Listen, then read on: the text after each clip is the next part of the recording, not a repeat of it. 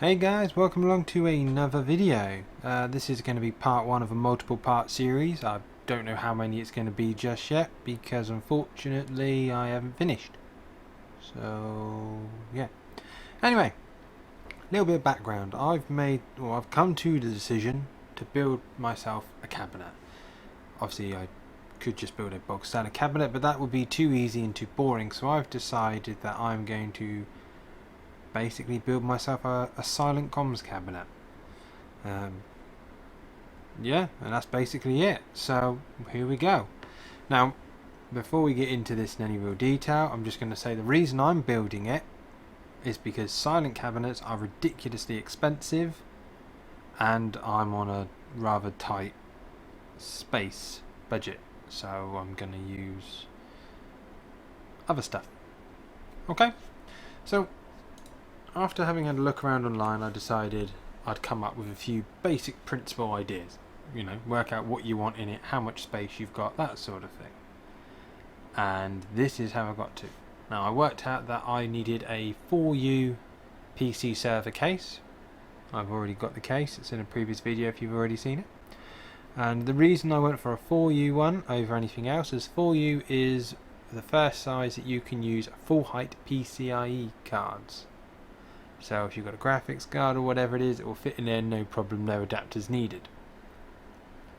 And that was literally the main reason behind going for 4U. I could have gone bigger, but I felt it would be unnecessary as I'm trying to streamline it, not make it more complex. I decided that I also, being that I've come to the end of the storage in my PC, that I want to have a backup of the key documentation and things that I've got stored, so my pictures and all sorts of things. So for that, I'm going to be building a NAS PC. I decided I might as well beef it up a little bit and use it for some VMs and some other things I'm planning on doing at a later date as well. Now for that, I'm only going to use a 2U case. Again, I've already unboxed it and it's already up online if you want to have a look at that video as well. Reasoning behind the 2U is that's all I really need. I'm not intending on whacking massive graphics cards or anything like that, so I don't need to worry about any of that. And most decent boards will already come with all the inputs and outputs I'm going to need. So 2 is good enough for me. 1U for a switch, because I just don't have enough network connections, as simple as that. I like to wire everything in, but obviously I've only got so many wires, so get a switch. And a little UPS. Now again, I've unboxed the UPS already. That's not actually rack mountable, so that will just be in the bottom of the case. I took a few basic measurements and did some research online. This is the overall layout that I came with from a size point of view. Now unfortunately I've cut the 500 off at the top for some unknown reason, but bear with me.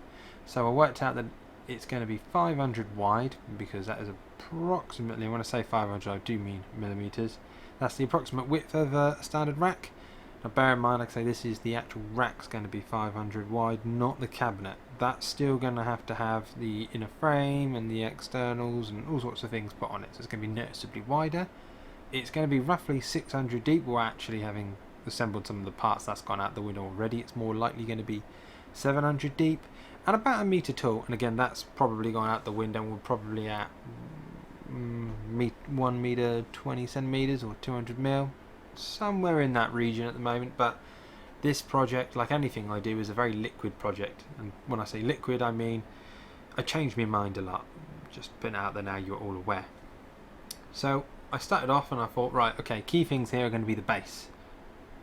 And then I was like, right, so if we do a square base or rectangle base, what are we looking at from a cooling perspective? Now I thought 140mm fans, that'll keep it cool. The reasoning, I'm going for 140, not 120. 140 fans will run slower and therefore quieter, but push the same volume of air through. I also decided 5 in the end was a bit overkill. Reasoning that I'm not using the 5, basically I didn't want to make the base too weak. Basically make the base weak. Oh Christ. Anyway, I didn't want to make it too weak by putting too many fans, so I initially decided to try this a 3 fan base and 1 on the back setup. I thought the idea here would be blowing all the cool air in from behind the cabinet and let it get sucked up through the components. The astute amongst you will have already gone, well hold on just a second there, back it up mate, back it up. The cases, they suck the air in at the front, not the back. They output hot air at the back, so that means those back 2 fans are more or less useless. And you're right, Unfortunately, I hadn't thought of that at the time of this drawing. I have now, and so I won't do that anymore. But I haven't decided what the best plan's going to be, so we'll have to wait and see. I also found that you can get 1 gang or 2 gang brushed cable entry points. Now these are socket covers, if you will, you'd normally use in your house, and they are effectively just a white cover with some bristles on the front of them. I intend to use those to help maintain the pressure of where I'm feeding cables in or out. So anyway, so I did that and I was like, right, let's get out there and see what we can find. So the first thing I did is I went and I bought some of this. Now this is steel construction slotted angle metal bars or sheets, I don't know how you want to refer to it. Anyway, it's a 5-pack. Now each one of the bars I bought was 2 meters long, and the reason I went for this is because they're about 4mm thick, so they're pretty strong bars, but also they come with this different shaped hole stuff. If you know the technical name for it, please let me know, but different shaped hole stuff is what I'll probably be referring to it, which is really handy to have anyway, because taking a single one of these 2-meter pieces, I can cut it in half to 1-meter pieces, and then once that is done, I can bolt them together. So then we'll have a right angle, or approximate right angle anyway, piece of material. Perfect. So anyway, that's what I bought. I bought 5 of those and got it delivered. Then I thought, well, hang on a second, you can't rack mount straight onto that, you're going to need something else. So I bought this. Now just ignore the picture, I don't know why they've put the wrong picture up, but they have. Now this is just 2 sets, and I went for 12U, as you can see, of network strip, rail strip, however you want to refer to it, and I bought 2 of them. One at the front, one at the back, because the larger of my 2 cases, that's running on rails, so I needed something at the back as well as. And like I say, so this is what I bought, and this will be bolted into the metal frames. So because you've got holes on both, you line it up and you're away. It's simple as that. Okay, so obviously, you know, when you've got your right angles or whatever it is, you know, you're going to need to, in theory, reinforce them. Just in certain areas where you think there might be a lot of weight. So I'm thinking probably going to be the sort of bottom front and back of the top, probably going to be the 2 key areas. So for that I got some of these tension plates, and they just work by effectively spreading the load across 3 bolts instead of 1.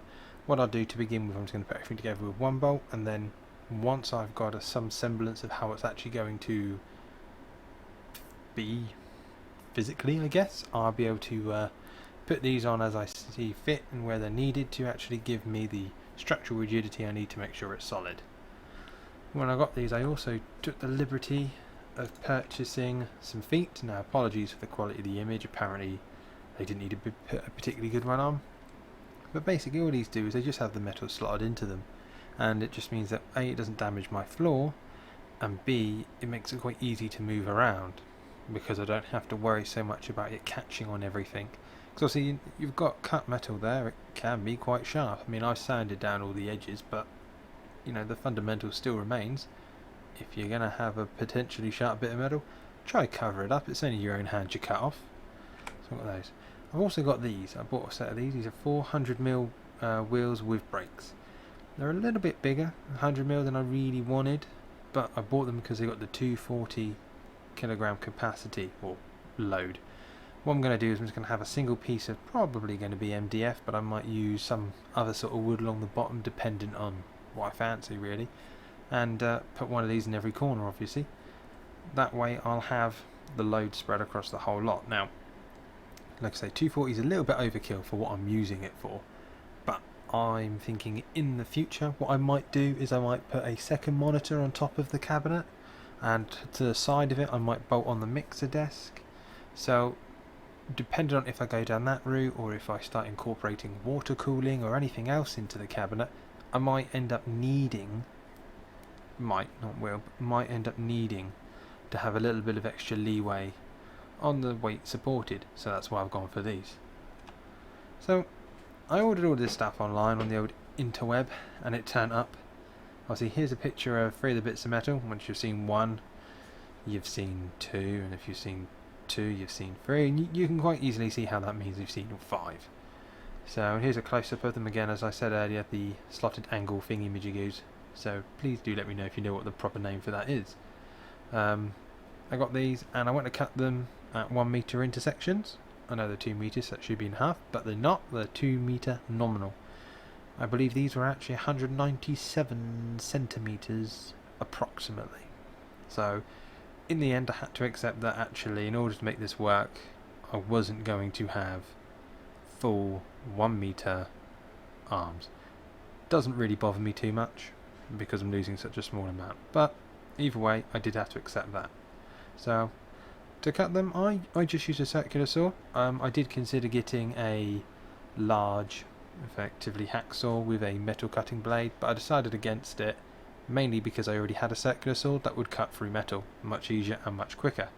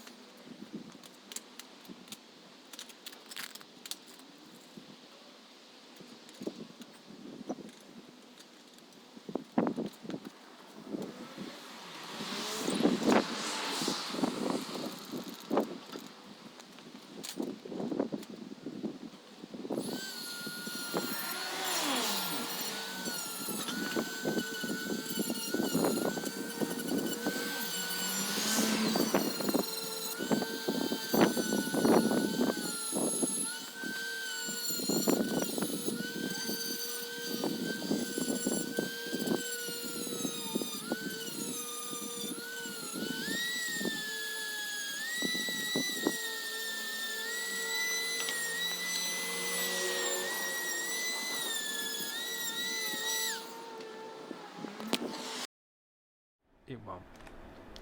So once I'd cut them off, I put the feet on the top, and I then went through and I attached the actual rack strip to it.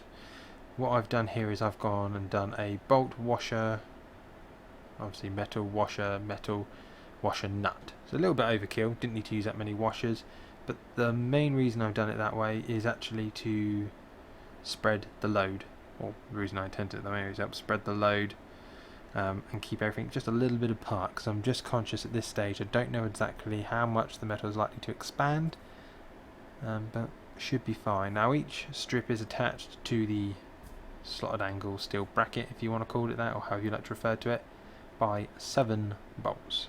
So that should be more than enough for the weight I'm intending to put in it, and there is the option to add more if I really saw it as necessary. I mean, I could in theory weld it if I was that desperate, but the cost of a welder was a bit high, so I decided against it. So as you can see, look, I've got them here and you can see some of the angles where they're actually attached. Now one of the key things I did was once I got 2 of them together, I actually used the equipment that's going in it to hold it at the right distances. So first off, at the bottom you've got the switch, and that's just sat in there to hold these front 2 at the right distance. Then at the back you've got the NAS PC, and that's holding the back 2 at the right distances. Once I'd done that, I at least had them, an appropriate width, and I was able to line them up to a degree with each other.